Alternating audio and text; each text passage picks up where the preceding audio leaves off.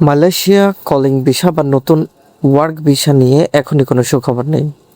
2026 সালে আগস্ট পর্যন্ত নতুন করে কলিং ভিসা আনুষ্ঠানিকভাবে চালু হয়নি।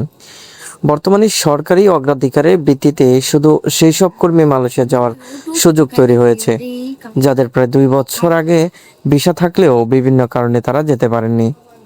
এদিকে ভিসা চালুর গুজব ছড়িয়ে কিছু অসাধু এজেন্সি কর্মপ্রত্যাশীদের কাছ থেকে মেডিকেল সহ বিভিন্ন খাতের নামে টাকা নেওয়ার চেষ্টা করছে বলে অভিযোগ রয়েছে।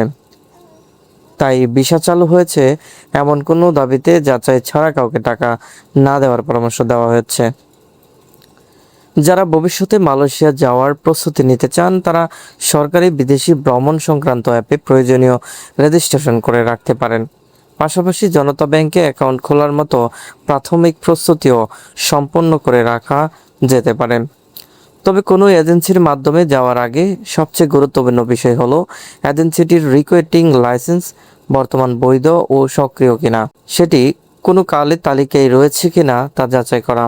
সংশ্লিষ্টদের মতে মালয়েশিয়ার নতুন শ্রমবাজার আনুষ্ঠানিকভাবে চালু হলে বিষয়টি গোপন থাকবে না। বড় সংবাদ মাধ্যমের পাশাপাশি সংশ্লিষ্ট সরকারি ওয়েবসাইট ও এই বিষয়ে ঘোষণা দেওয়া হবে। তাই গুজবে কান না দিয়ে কর্মপ্রত্যাশীদের ধৈর্য ধরার এবং সরকারি ঘোষণার জন্য অপেক্ষা করার পরামর্শ দেওয়া হচ্ছে।